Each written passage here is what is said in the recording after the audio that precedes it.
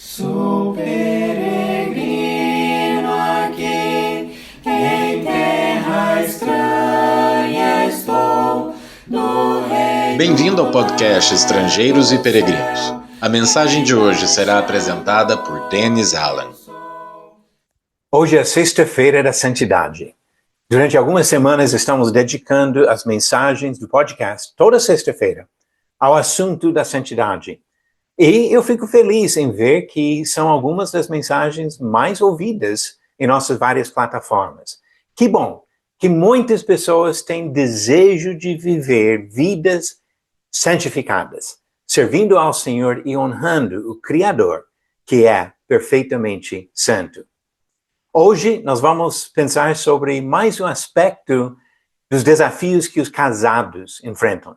Já falamos sobre desafios doutrinários. Agora vamos para uma coisa que vai mais para dentro de cada um de nós e refletir sobre os desafios egoístas que nós, casados, confrontamos, procurando servir ao Senhor e servir aos nossos cônjuges. Quando falamos sobre desafios egoístas, acredito que o problema seja bem óbvio.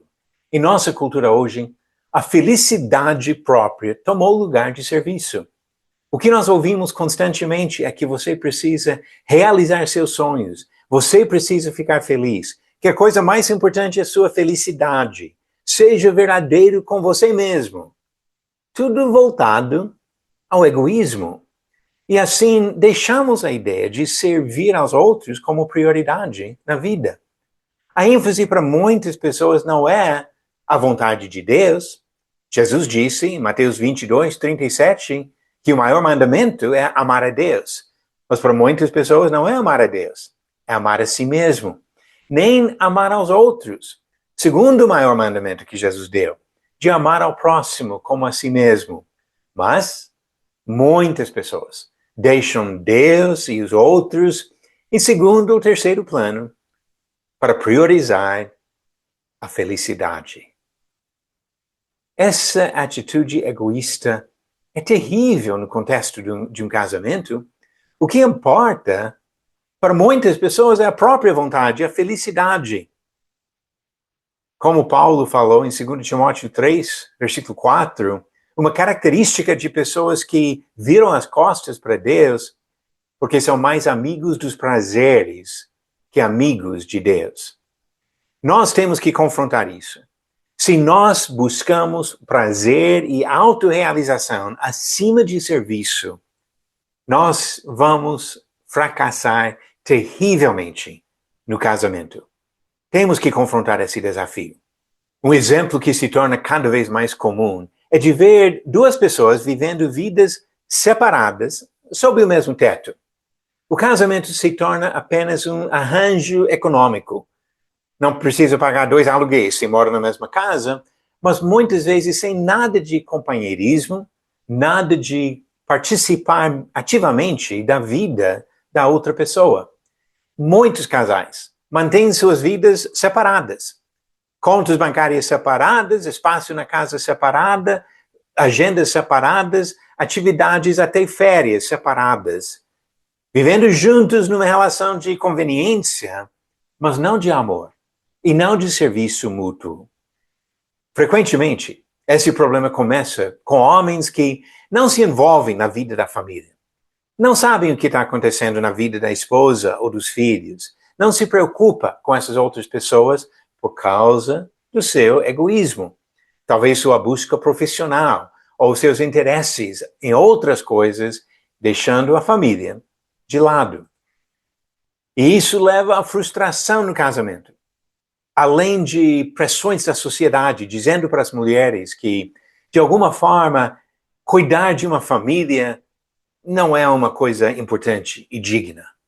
E assim, tirando a mulher de um papel importante para a busca de sonhos egoístas, a autorrealização acima da própria família.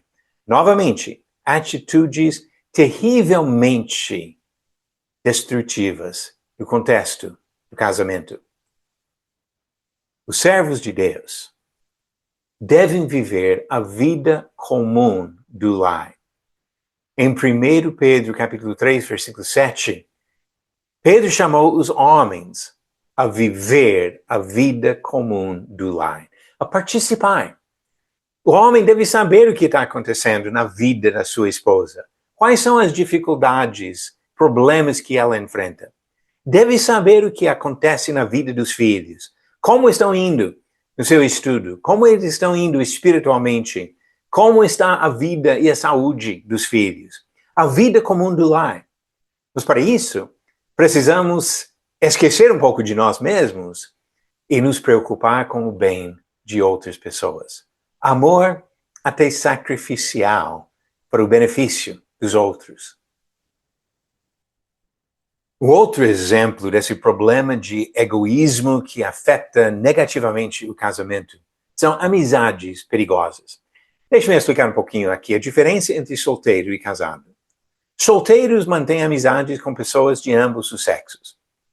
O homem solteiro pode sair com um grupo de amigos, pode sair talvez com uma amiga, só como amiga, ou talvez pode até namorar alguém e depois, quando não dá certo, ele namora uma outra moça. Isso é normal entre solteiros. Tem essa liberdade, vamos pensar. Mas casados precisam priorizar a relação com o cônjuge. Quem é seu melhor amigo? Estou falando para os casados agora. Entre seres humanos. Não estamos falando nem de Deus, que deve ser o melhor amigo para todos, nem do seu cachorro, que às vezes pessoas dizem que é melhor amigo do homem. De seres humanos. Quem é seu melhor amigo? Se a resposta não veio imediatamente do seu cônjuge, você precisa trabalhar na relação do seu casamento. Existe um perigo de priorizar amizades com os colegas. Às vezes não é um envolvimento com pessoa do sexo oposto, mas homens que querem priorizar amizades com outros homens. Sair para participar de atividades com outros homens, deixando a mulher de lado. Não estou dizendo que não pode jogar futebol com os amigos, ou sair de um passeio com amigos, com homens, mas priorize a relação com a esposa. Procure atividades que envolvem tanto o marido como a mulher. Uma sugestão é de fazer listas de atividades que você gosta e que ela gosta. Os dois fazendo listas. 10 atividades que vocês gostam. E procura nessas listas de 10 atividades, as atividades que os dois gostam. Pode não ser todas as suas ou todas as delas, mas procure 2, 3, 4 coisas que os dois gostam. E dedique mais tempo a essas atividades, que pode fazer junto com o cônjuge, evitando esse problema de amizades perigosas que levam para longe de casa. E quando se trata de amizades com pessoas do sexo oposto, aumentamos muito o perigo de estragar o casamento. Se seu melhor amigo for pessoa do sexo oposto, você está correndo risco de destruir seu casamento, criando ciúmes e talvez caindo em tentações de imoralidade. Quero dar mais uma sugestão prática. Cultive relações com casais. Você e seu cônjuge, com outro casal, onde podem sair juntos, podem receber na casa dos outros, podem compartilhar as coisas do dia a dia com outro casal. E assim, sempre mantendo a pureza de evitar um envolvimento exagerado com a mulher do outro, ou com o marido da outra. E assim, mantendo amizades decentes, puras, edificantes. E especialmente se esse casal for um casal de cristãos, melhor ainda. A oportunidade de crescer espiritualmente nesse contexto. Outra manifestação do egoísmo no casamento é serviço ao Senhor errado. Já temos comentado sobre isso para os solteiros e continua sendo problema para os casados. Muitos casais se entregam à busca de bens materiais, da prosperidade. E no processo acabam perdendo tudo que tem valor. A posição socioeconômica se torna o alvo principal da vida, querendo fazer igual ou melhor que os outros. A carreira, a prosperidade, o acúmulo de bens assume um papel, uma importância maior do que o próprio Senhor, maior do que o cônjuge, maior do que os filhos, maior do que os próximos, porque é a vontade de subir na vida. E até muitos pais caem no erro grande de dar um monte de presentes para seus filhos, mas de não dar a presença para seus filhos. Às vezes, a criança se diverte mais brincando com a caixa do que com o brinquedo que veio dentro da caixa. A coisa importante não é o valor dos presentes, mas a participação, a presença de um pai que senta no chão para brincar com seu filho, de uma mãe que brinca com a filha, que faz um joguinho com os filhos, que se envolve com as crianças, e não somente dando coisas e negligenciando as necessidades reais dos filhos. E se sua vida for a busca de bens materiais, no final, vai sobrar o quê? Uma casa bonita, que vai ficar para outros? Um saldo alto na conta bancária, que vai ficar para outros? E ninguém para dividir esta alegria dessas posses e conquistas com você? Tem coisas muito mais importantes do que bens materiais. Não vamos deixar essa tentação egoísta destruir nossos casamentos e nossas famílias. Quando pensamos sobre o serviço ao Senhor errado, estamos pensando sobre as palavras de Jesus.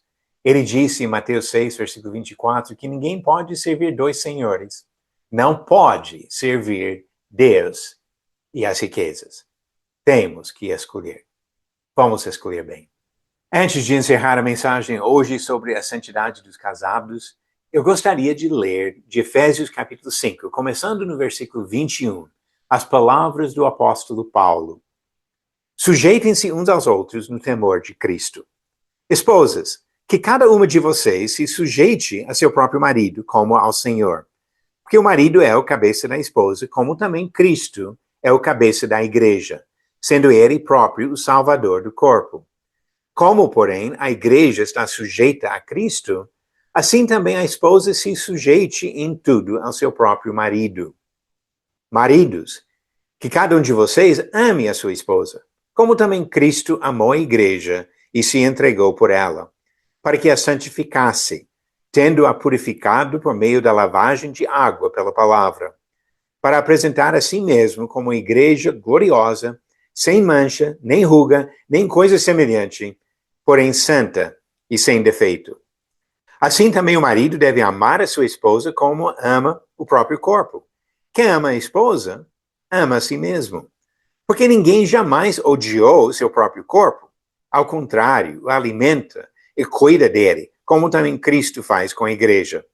Porque somos membros do seu corpo. Eis porque o homem deixará o seu pai e sua mãe e se unirá à sua mulher, tornando-se os dois uma só carne. Grande é este mistério, mas eu me refiro a Cristo e à igreja. No entanto, também quanto a vocês, que cada um ame a própria esposa como a si mesmo, e que a esposa respeite o seu marido. Princípios que ajudam no casamento. E percebeu que não há egoísmo nisso? A mulher que se sujeita ao marido, o homem que ama a mulher como Cristo amou a igreja, não tem espaço para egoísmo nessa passagem. O que tem são atitudes de serviço. Inclusive, nós percebemos aqui 3 atitudes importantes: submissão, serviço e amor. E quando demonstramos essas atitudes no casamento, temos uma fórmula para um casamento bem-sucedido. Vamos agora às perguntas. A pergunta de ontem. Quando os amalequitas atacaram Israel em Refidim, Moisés mandou qual homem a conduzir os homens na batalha? Alternativas: A. Arão, B. Sansão, C. Davi e D. Josué. E a resposta certa, alternativa D. Josué. Como diz Êxodo 17, versículos 8 e 9. Então vieram os amalequitas e atacaram Israel em Refidim. Com isso, Moisés ordenou a Josué: escolha alguns homens e vá lutar contra os amalequitas. Êxodo 17, versículos 8 e 9. E talvez você percebeu na pergunta que Sansão e Davi nem tinham nascido nessa época. Davi vem uns 400 anos depois de Moisés. E, obviamente, não foi comandante da batalha naquele momento. E a pergunta de hoje: em que cidade europeia Paulo fez um discurso sobre o Deus desconhecido? Alternativas: A. Tessalônica, B. Atenas, C. Corinto ou D. Roma. A resposta no final do episódio amanhã. Quando falamos sobre a santidade dos casados, falamos de um assunto de grande importância para a vida toda. Se Deus permitir, ainda este ano, eu e a minha mulher vamos completar 45 anos de casamento. E eu falo a verdade que o casamento de duas pessoas que se amam, que são amigos de verdade, é uma das maiores bênçãos que Deus nos deu nesta vida. Alguém já falou que é um vislumbre do céu, que no casamento nós estamos olhando para um tipo de comunhão íntima que vamos realizar de forma ainda maior na eternidade com Deus. Vamos viver nesta vida conforme a vontade de Deus e procurar o privilégio de estar com Ele para toda a eternidade. Obrigado por nos acompanhar nessa jornada pelas Escrituras.